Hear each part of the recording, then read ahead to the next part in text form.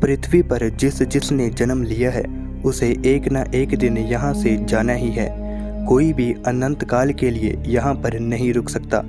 अपने जीवन काल को पूरा करने के बाद हर किसी को वापस लौटना है, क्योंकि मृत्यु ही सत्य है और इसे हम चाहकर भी नहीं बदल सकते।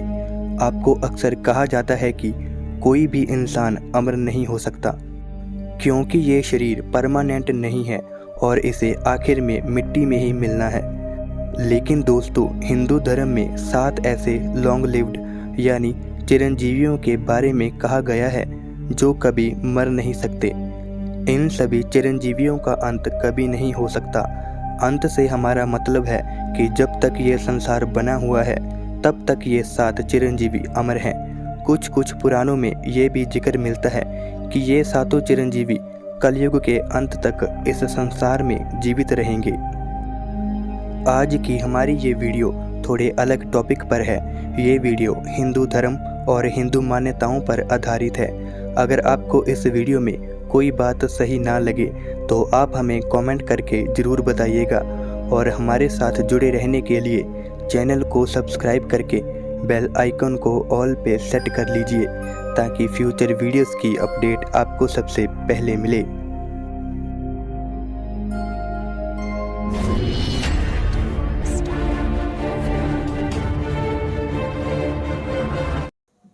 प्रभु हनुमान जी महाबली और अपूर्व साहस के मालिक प्रभु श्री राम के सबसे प्यारे भक्त हनुमान को कौन नहीं जानता।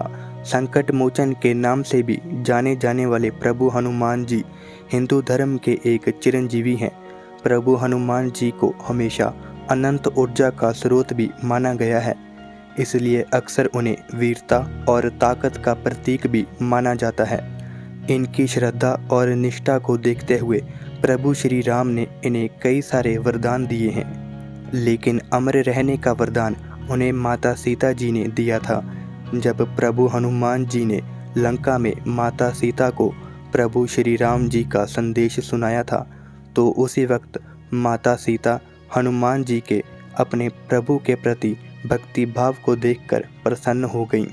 उन्होंने उसी वक्त ही प्रभु हनुमान जी को वरदान दिया कि वो ना ही कभी बूढ़े होंगे और ना ही कभी उनका अंत हो सकेगा।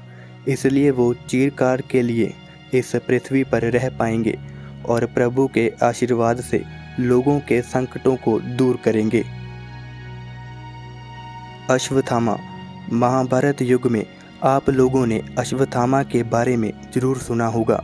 वो गुरु द्रोण के पुत्र और एक महान योद्धा थे। अश्वत्थामा को गुरु द्रोण ने कड़ी तपस्या के बाद महादेव से पाया था, इसीलिए अश्वत्थामा को महादेव से काफ़ी शक्तियाँ भी मिली थीं। वो 11 रुद्र अवतारों में से एक थे। माना जाता है कि कृपाचार्य और अश्वत्थामा ही 2 ऐसे योद्धा थे जो कुरु वंश की तरफ से महाभारत के अंत होने तक जिंदा थे। हालांकि अश्वत्थामा अमर हैं, लेकिन प्रभु श्री कृष्ण के श्राप के चलते वो ना ही किसी के संपर्क में आ सकते हैं और ना ही उनको कोई देख सकता है।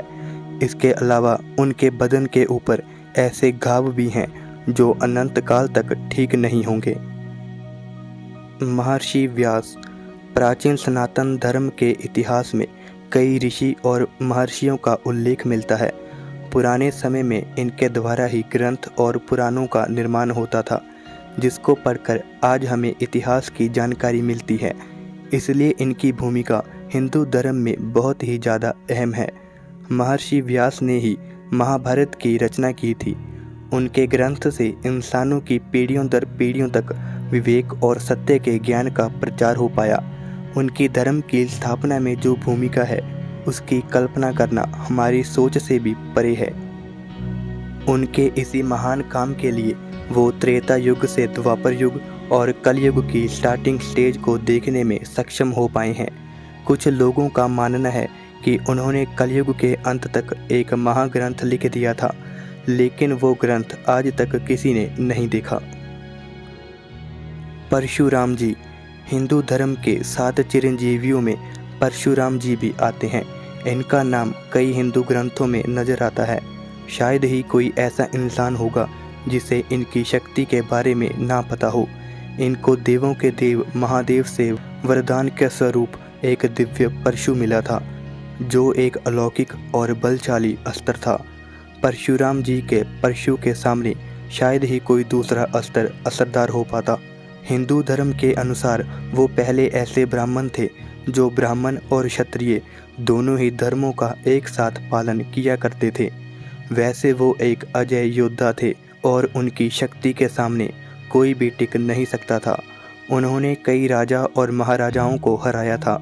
माना जाता है कि वो आज भी महेंद्रगिरी के पर्वत में विराजमान है, जो आज के ओडिशा में है। विभीषण। चिरंजीवियों की इस लिस्ट में विभीषण जी का नाम भी शामिल है, जो रावण के भाई थे। रामायण में तो आप लोगों ने इनके बारे में बहुत कुछ सुना ही होगा। इन्होंने प्रभु श्री राम की शरण ले ली थी जब रावण अधर्म कर रहा था, और रावण के खिलाफ लड़ाई में श्री राम की मदद भी की थी। ये राक्षस कुल में पैदा होकर भी भगवान के परम भक्त रहे थे, इसलिए इनके गुणों से खुश होकर प्रभु ने इन्हें दीर्घायु यानी लंबी उम्र का वरदान दिया था। हालांकि मौलिक तौर पर विभीषण चिरंजीवी तो नहीं है, लेकिन इन्हें लंबे समय तक जीने का वरदान मिला है। पुराणों में लिखा गया था कि विभीषण महायुग के अंत तक जिंदा रहेंगे। राजा बलि जी। महाराजा बलि चिरंजीवी हैं। ये विरोचना के पुत्र और प्रहलाद के पोते हैं। इनको तीनों लोकों का राजा भी कहा जाता है। जब प्रभु श्री विष्णु जी ने अपना वामन अवतार लिया था, तब उन्होंने राजा बलि को अमर होने का वरदान दिया था, इसलिए आज भी राजा बलि जिंदा है। माना जाता है कि हर साल ओणम के दिन ये पृथ्वी लोक पर आते हैं और यहाँ घूमकर अपनी प्रजा को देखते हैं। कृपाचार्य।